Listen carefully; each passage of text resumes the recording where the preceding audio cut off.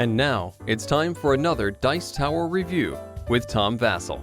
Hey folks, I'm Tom Vasel, and today we're taking a look at the Artemis project. It's the year 2348, and we're on Europa. This is the frozen moon of Jupiter, and now we're trying to get lots of points. Well, or build a colony here. Some of it's being built underneath, but there's a problem, is that it's cold. And this game includes what's called the exposure mechanic, where you don't want to, your workers you place, which are dice and workers, you don't want them to get too cold or you might get nothing. Here's how it plays.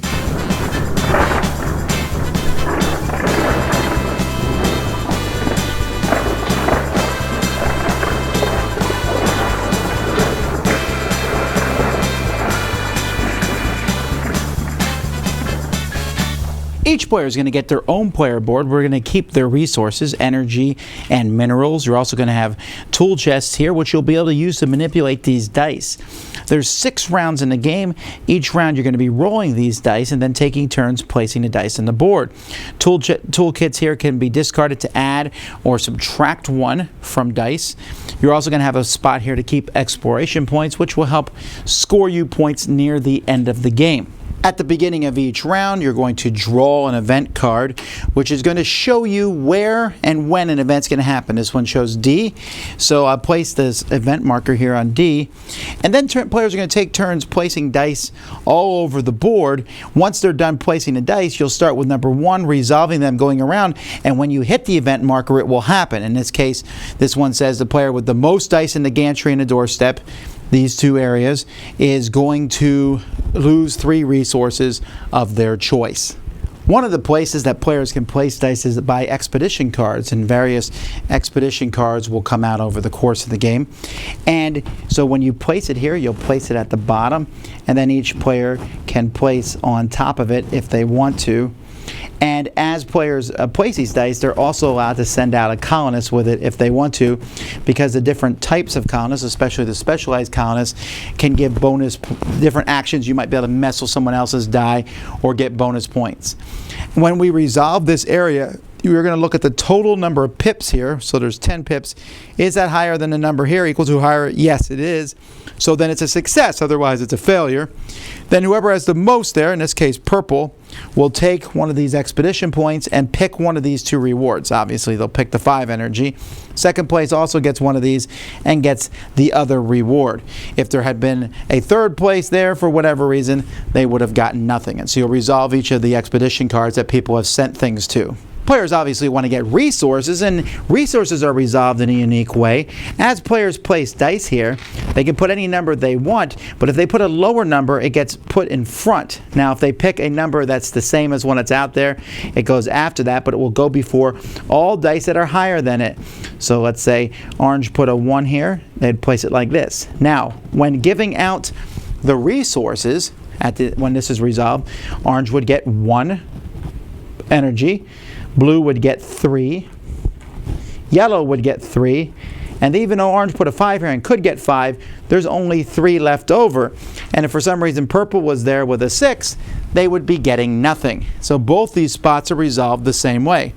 In fact, this spot up here is resolved the same way, but you'll be spending 2 pips to get one of these different specialized workers. Over here, you can also upgrade, you send out a colonist with it, and upgrade them to one of the more specialized types. Below that, right here in this area is where you get toolkits. This is the only spot that as soon as you put a die out, you get toolkits. A 5 or 6 gives you 2, and a 1 to 4 gives you 1. When placing dice in the gantry over here, there's going to be buildings out here, and you're basically bidding on buildings. Some player can put a higher number than you and outbid you, and then they're going to require to be paid that many minerals. If they can't, then the lower die will have a chance to buy the building. In the first 3 rounds of the game, these buildings are going to come out, the underseas buildings, and if you fill them with the proper people, anyone can go here, but you see a blue worker needs to go there, then you're going to get the special ability.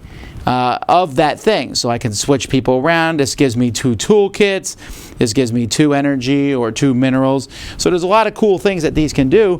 When you get to the buildings from rounds 4, 5, and 6, they're going to be giving you points as long as they're full. So this one, for example, just gives 4 points straight up.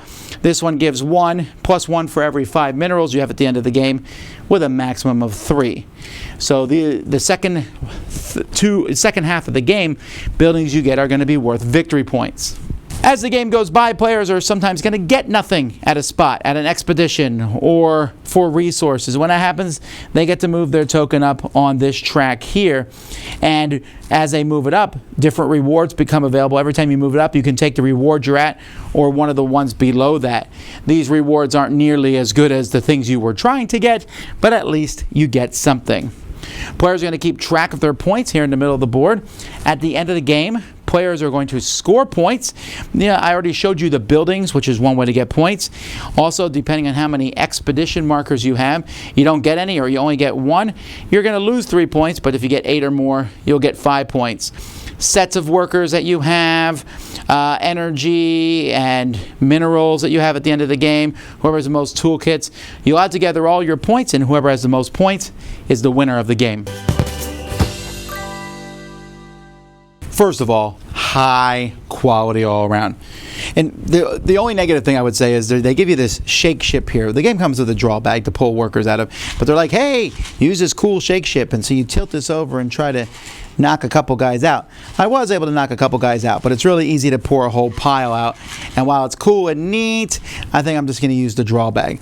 That's the only negative thing I have. Other than that, amazing art on these event cards. Look at these things. They just look so fantastic. Jelly Swarms, Colonial Summit, and the cards are good quality here. The theme here is a little thin, obviously, but the cards help bring that theme to life, and the mission cards have that same kind of art on them. It's just fantastic. The dice are very high quality, really nice energy cubes and components, the toolkits here. I mean, this is spectacular all around. Again, you see that artwork, that nice artwork on these buildings, and as you put these buildings in front of you, it looks like you have this nice little city that's built. I'm very pleased across the board. High production values. Artemis Project is a solid dice/worker placement game. It's one with a lot of interactiveness. Worker placement games tend to have that interaction anyway. Like, I put a worker there, that's where I was gonna go. You know, there's a lot of games that have that feeling to them. This one definitely has it because that, especially with the resources, I love that mechanism where the lower one gives you fewer resources, but you get to go first. In this game, I think I would argue that higher dice are probably overall a little better than lower dice because they work well in the expeditions and you can outbid people in the buildings, although you got to pay a lot more minerals. But it's not completely higher dice are better because lower dice get you the resources faster. They give you cheap bids on the buildings. They just seem to work around better, and the game does a really nice job with that. I already mentioned the amazing component quality. That's really good. This whole Artemis project about the future year building on the Jupiter moon, I don't know that the theme is extremely strong, but it comes through with that vibrant artwork and the really nice components. At its core, though, it's that dice placement, going on an expedition. And there's almost a little bit of cooperative, hey, please join me so we can work on this expedition together. And the other person's like, I don't want to go there. Oh, I have to do it myself now. You can do an expedition yourself, but you're using a lot of dice to do that. And then the events shake things up from round to round, but you can see them coming. You know what's going to happen. And then the workers themselves. Now, I would say I thought maybe it was a tiny bit fiddly, sometimes placing a worker with a die on the expedition. And then you got to remember what the workers did. In fact, the workers manipulating expeditions a little bit reminded me a lot of Age of Empires, that old worker placement game that did something similar. To me, the workers, I think more of, I need them to fill the slots in these buildings. That's what they need to be so that I can get these buildings to score at the end of the game. Artemis Project is not a high-scoring game. Points are good. Always. You need to go on expeditions. You need to build buildings, but how and what and where, that's the gameplay itself. There's a nice strong interactiveness, like I said, between placing them.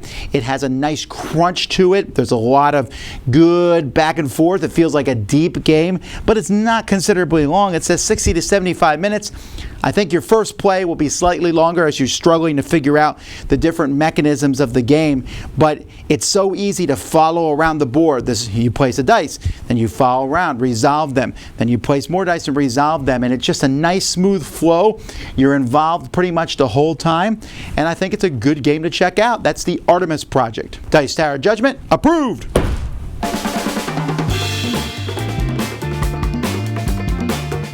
Thanks so much for watching another Dice Tower video. If you enjoy our videos, subscribe to the channel for more fun, comprehensive board game coverage. Also, consider joining us at one of our events. Come to Dice Tower Retreat, a small, intimate gathering where gaming is king. Join us for Dice Tower Cruise, the largest board game cruise. Attend Dice Tower West in Las Vegas for gaming fun on the West Coast, or Dice Tower East in Orlando in sunny Florida. Dice Tower Conventions, the friendliest gaming conventions on Earth. I'm Eric Summerer, and you've been watching The Dice Tower.